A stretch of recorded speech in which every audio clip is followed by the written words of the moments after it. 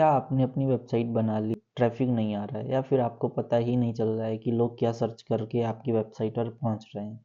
दोस्तों, अगर आप एसईओ में सीरियस हैं तो गूगल सर्च कंसोल आपके लिए सबसे बड़ा हथियार होने वाला है। आज की वीडियो में हम इस पावरफुल टूल को स्टेप बाय स्टेप समझेंगे। मैं आपको बताऊंगा कि कैसे आप अपनी वेबसाइट की गलतियां पकड़ सकते हैं और ट्रैफिक बढ़ा सकते हैं। आसान शब्दों में कहें तो गूगल सर्च कंसोल का वो रास्ता है जहाँ से आपकी वेबसाइट से बात करता है। ये एक फ्री टूल है जो आपको बताता है कि गूगल का सर्च रिजल्ट में आपकी वेबसाइट कैसा परफॉर्म कर रही है।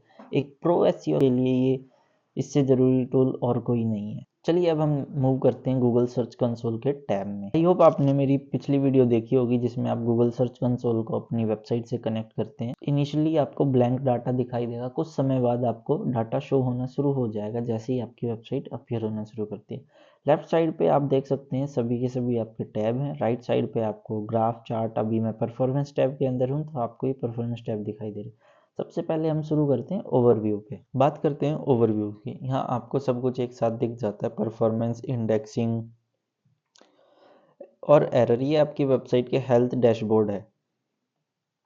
इसके नीचे बात करें इनसाइट, ये एक नया फीचर है। इसे आप अपनी वेबसाइट के एआई समरी मान सकते हैं। अगर आप एक बिजनेस ओनर हैं और आपके पास ज़्यादा टाइम नहीं है तो इनसाइट आपको तुरंत बता देगा कि कौन सा पेज टॉप पर है और कहाँ से ट्रैफिक गिर रहा है। जैसे ट्रेंडिंग डाउन, ट्रेंडिंग अप, इसमें आपको डिटेल पता लग जाएंगी। इवन आपको trending queries, down, top countries, ये एक नया फीचर इन्होंने जस्ट लॉन्च किया। अब बात करते हैं परफॉर्मेंस टैब, जिसे कि हार्ट ऑफ एसईओ आप बोल सकते हो। इस टैब के ही अंदर आपको असली डाटा मिलता है। आप ऊपर की तरफ देख सकते हैं date wise, 24 hour, 7 days, 28 days, ये फिल्टर वाइज आपको डाटा दिया जाता है। अगर आप फिल्टर करना चाहते हैं, 3 मंथ का डाटा देखना चाहते हैं, लास्ट 6 मंथ का डाटा, और इवन आपको अगर आप कंपेयर करना चाह रहे हैं लास्ट 7 डेज वर्सेस 24, या फिर आप कस्टम, जैसे मान लीजिए मैं दिसंबर 1 से लेके नवंबर 1, मतलब दिसंबर के मंथ का डाटा कंपेयर करना चाह रहा हूँ नवंबर के मंथ से कि मेरा डाटा में कितना ग्रोथ मैंने किया है, तो आपको सिंपली यहाँ पे डाटा रेंज सेलेक्ट करनी है एंड यहाँ पे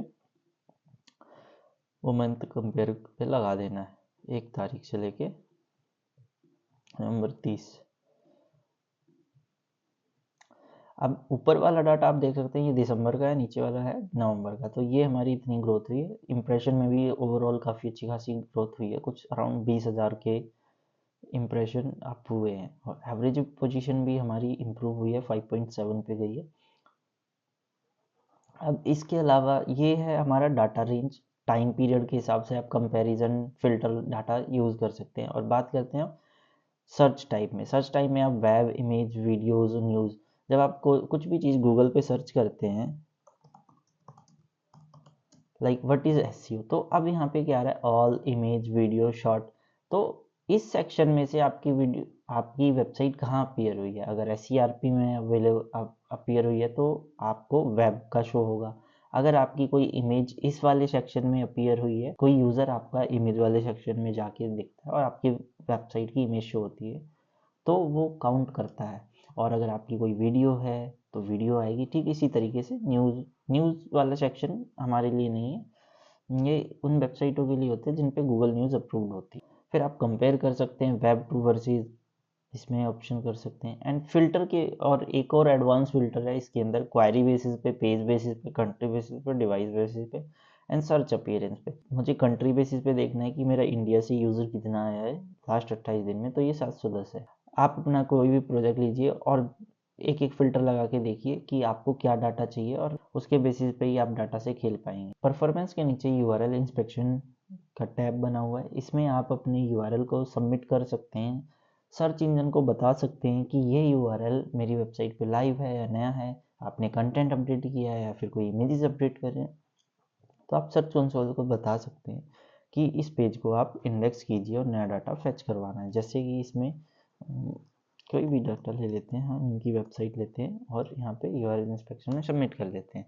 अब आपको ये इंस्पेक्शन टूल आपको बताएगा कि एक क्रॉलर कैसे क्रॉल कर रहा है। पेज इज इंडेक्स बता रहा है क्योंकि पेज पहले से ही इंडेक्स है। अगर ये पेज इंडेक्स नहीं है तो डाटा यहाँ पे शो नहीं होता है। आपको टेस्ट लाइव यूआरएल पे क्लिक करना है, उसके बाद आपको डाटा शो करेगा। डाटा शो करने के बाद रिक्वेस्ट इंडेक्सिंग। अब इसके अंदर भी आपको पेज इंडेक्सिंग स्टेटस में डिस्कवरी इसकी साइट मैप के थ्रू हुई, रेफरिंग पेज यहाँ से कहीं से इसे बैकलिंक मिला गया है, वहाँ से इसने और एक्सटर्नल बैकलिंक पे किया, किस टाइम पे इसने इसे लास्ट क्रॉल किया है, किस बॉट से क्रॉल किया गया था, क्रॉल अलाउ है या नहीं है, पैच सक्सेसफुल हुआ है नहीं हुआ है। ये जो इंडेक्सिंग वाला आप टैब देख रहे हैं, indexing, experience enhancement, security man, ये चारों के चारों टैब हैं। इसकी ये सेक्शन आप कंसीडर कर सकते हैं। अब इंडेक्सिंग के अंदर अलग अलग 4 चीज़ें ऑप्शन है, पेजेस है, वीडियोस है, साइट मैप है, रिमूवल है। एक्सपीरियंस के अंदर भी और कुछ चीज़ें हैं, तो ये हम बाकी वीडियो में सीखेंगे, लेकिन अभी हम इस वीडियो में इंडेक्सिंग के बारे में, पेजेस, वीडियो और साइट मैप को समझते हैं। जब आपकी वेबसाइट नहीं होती, किसी भी सर्च इंजन को आप बताओगे कि आपकी वेबसाइट है, ये उसका साइट मैप है। साइट इंडेक्स बात करें इंडेक्सिंग सेक्शन से की, तो इसमें आपको ये पता चलता है कि पेजेस, वीडियो, साइट मैप, आपकी वेबसाइट पे कितने पेजेस इंडेक्स हैं, कितने नॉन इंडेक्स्ड हैं, उनमें क्या एरर है, गूगल के बॉट को क्या एरर नज़र आ रही है, तो वो यहाँ पे आपको इंडेक्सिंग वाले टैब में मिलेंगे। साइट मैप, इस साइट मैप के उससे आप अपनी वेबसाइट का साइट मैप सबमिट कर सकते हैं, सर्च इंजन को बता सकते हैं कि ये मेरा साइट मैप है और आप इनके थ्रू सभी पेजेस को क्रॉल कर सकते हैं। अब जैसे देखिए, साइट मैप मैंने सबमिट किया जब ये 23 अक्टूबर 2025 को किया गया था, तो इसके साइट मैप में 16 यूआरएल थे। फिर दोबारा से 23 अक्टूबर 2025 को सबमिट किया गया पोस्ट, ये पेजेस है, ये पोस्ट है, दोनों अलग अलग साइट मैप हैं, और एक ये फुल साइट मैप सबमिट किया गया 29 दिसंबर को। तो इसके अंदर टोटल 71 पेजेस से फाइंड मिले। अब मूव होते हैं पेजेस की तरफ। इस वाले सेक्शन में आप पता लगा सकते हैं कि आपके वेबसाइट पे कितने पेजेस इंडेक्स हैं, कितने नॉट इंडेक्स्ड हैं, किसी पे आपने कोड लगा रखा है जिसे आप अलाउ नहीं कर रहे हैं इंडेक्सिंग के लिए, तो वह आपको सारा डाटा यहाँ पे आ जाए, जैसे नॉट फाउंड, रीडायरेक्ट। यहाँ पे बहुत कुछ कॉमन एरर होते हैं। कॉमन एरर में क्या होते हैं, not found, crawled currently not index, page with redirect.